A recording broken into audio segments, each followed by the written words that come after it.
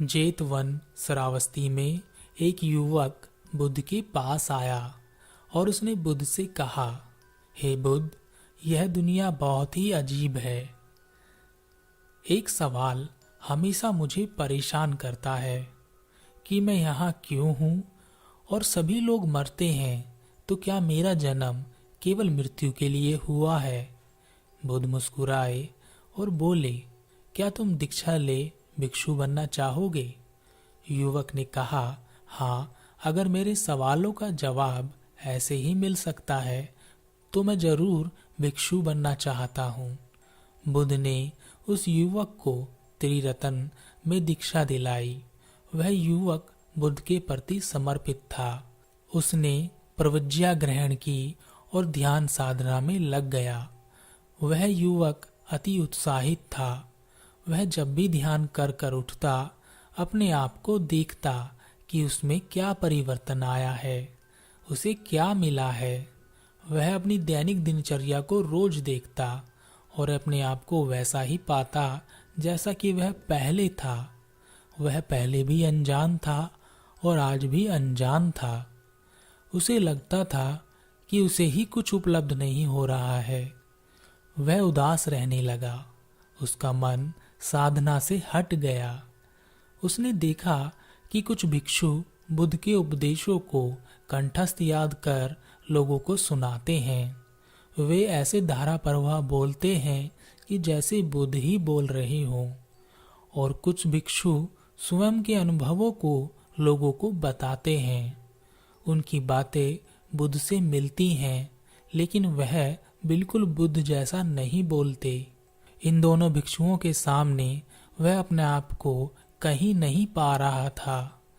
वह ना तो बुद्ध की बातों को ही कंठस्थ कर लोगों को बताना चाहता था, क्योंकि यह उसका अनुभव नहीं था। वह खोजने आया था, ना कि कंठस्थ करने, और उसे स्वयं का कोई अनुभव हो नहीं पा रहा था। उसने निश्चय किया कि वह बुद्ध से मिलेगा और उनसे मार्ग पूछेगा कि वह कैसे अपने मार्ग के अवरोधों को दूर कर सके। निश्चय के साथ वह बुद्ध के समक्ष उपस्थित हुआ और उसने बुद्ध से कहा, हे बुद्ध, मुझे दीक्षा ग्रहण किए हुए पूरे 10 दिन हो चुके हैं।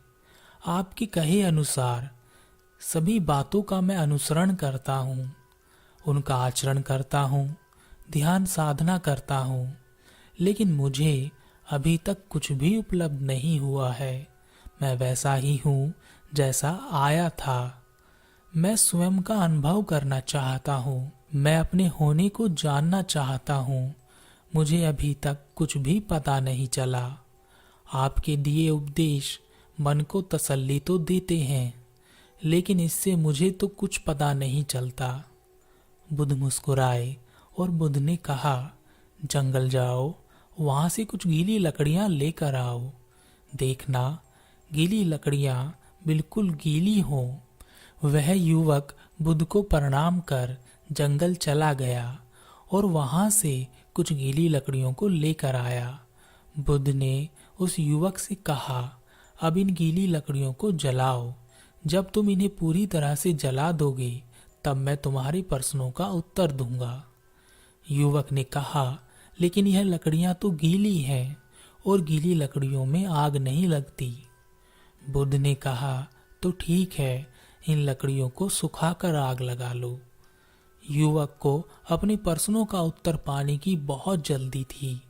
वह आज ही जान लेना चाहता था, तो उसने उन लकड़ियों को कपड़े से पूंछा, साफ किया, कुछ देर धूप में रखा और उन लकड़ियों को आग लगाने की कोशिश करने लगा। लेकिन लकड़ियां अभी भी गीली ही थी और उनसे धुआं निकलने लगा। धुआं निकलता देख उसने उन लकड़ियों पर पानी डाल दिया और उसने सोचा कि अभी लकड़ियों में आग नहीं लगेगी। उसने उन लकड़ियों को 2 दिन तक धूप में रखा, लेकिन लकड़ियां अभी भी गीली ही थी। वह जलने लायक नहीं हुई थी और वह युवक फिर से उन लकड़ियों को जलाने की कोशिश करने लगा। लकड़ियों ने आग नहीं पकड़ी और फिर से उनमें धुआं निकलने लगा। युवक ने एक बार फिर लकड़ियों पर पानी गिराकर उस धुएं को हटाया। ऐसा करते करते उसे 10 दिन बीत गए, लेकिन वह लकड़ियां अभी भी नहीं जल पाई थी।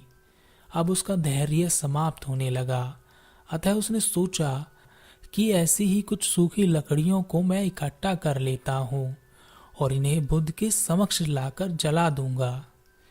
बुद्ध को पता ही नहीं चलेगा कि लकड़ियां बदल गई हैं और मेरे प्रश्नों का भी उत्तर मिल जाएगा। उसने ऐसा ही किया और कुछ सूखी लकड़ियों को लेकर बुद्ध के पास पहुंचा। हे बुद्ध, लकड़ियां सूख गई हैं, मैं इनमें आग लगा देता हूँ। बुद्ध ने कहा, तुम तो स्वयं का अनुभव करना चाहते थे, तब यह दूसरी लकड़ियां क्यों ले आए हो? क्या दूसरों के ज्ञान को बटोरना चाहते हो? स्वयं का ज्ञान तो स्वयं की लकड़ियों से ही मिलेगा। उस युवक भिक्षु ने बुद्ध के चरणों पर सर रखकर क्षमा याचना की और कहा, हे बुद्ध, मुझे क्षमा कर दें। वह लकड़ियां जल ही नहीं रही थी। मैं अपने प्रश्नों के उत्तर जल्द से जल्द चाहता था, इसी कारण मैंने यह कदम उठाया। बुद्ध ने कहा, अगर तुम उन लकड़ियों को 5 दिन धूप में रखते तो वह लकड़ियां जलने लायक हो जाती। तब तुम्हें तुम्हारे प्रश्नों के उत्तर 5 दिन में ही मिल जाते।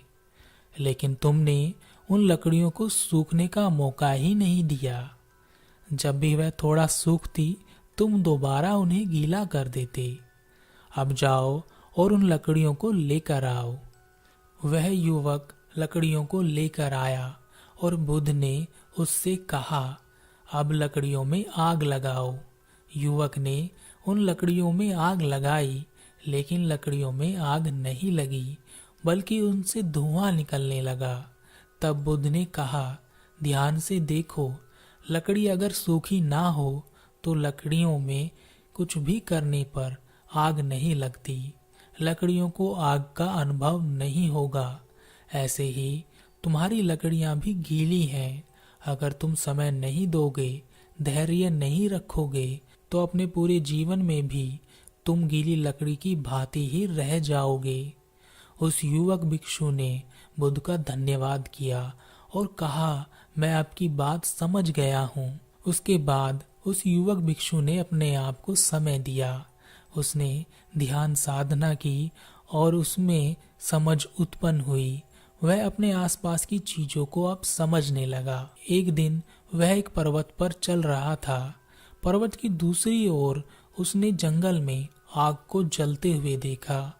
वह आग जंगल में बहुत तेजी से बढ़ रही थी। वह जिस तरफ भी जाती सब कुछ खत्म कर देती, सब कुछ जला रही थी। उसके अंतर्नेत्र खुल गए। उसने सोचा, जिस प्रकार एक छोटी सी आग इतने बड़े जंगल को जला सकती है, उसी प्रकार अंतर्दृष्टि की आग से अपनी सभी बुराइयों को जलाया जा सकता है, चाहे वह कितनी भी बड़ी क्यों ना हो। वह वहीं उसी पहाड़ की चोटी पर ध्यान लगाकर बैठ गया और ध्यानपूर्वक उस अग्नि को देखता रहा। उस दिन उसने जीवन के कई रहस्यों को देखा और उनका अनुभव किया। बुद्ध भिक्षु के ध्यान में प्रकट हुए और उससे कहा, तुम्हारा मार्ग बिल्कुल सही है। दृढ़ निश्चयी हो, इस मार्ग पर चलो, यह तुम्हारा मार्ग है। हम सब भी अपने जीवन में किसी न किसी मार्ग पर जीते ही हैं। कुछ अपना मार्ग खोजने की कोशिश करते हैं, तो कुछ किसी और के मार्ग को ही अपना मार्ग समझकर आगे बढ़ते हैं। कुछ स्वयं का अनुभव खोजना चाहते हैं, तो कुछ दूसरों के अनुभवों को ही सही मानकर आगे बढ़ते हैं। कुछ असमंजस में रह जाते हैं कि वह क्या करें, इसलिए वह दोनों तरफ झूलते हैं। विद्रोह करना सीखिए, देश से नहीं, समाज से नहीं, स्वयं से विद्रोह करना सीखिए। कोई दूसरा तुम्हें तभी गुलाम बना सकता है जब तुम स्वयं के गुलाम बन जाते हो।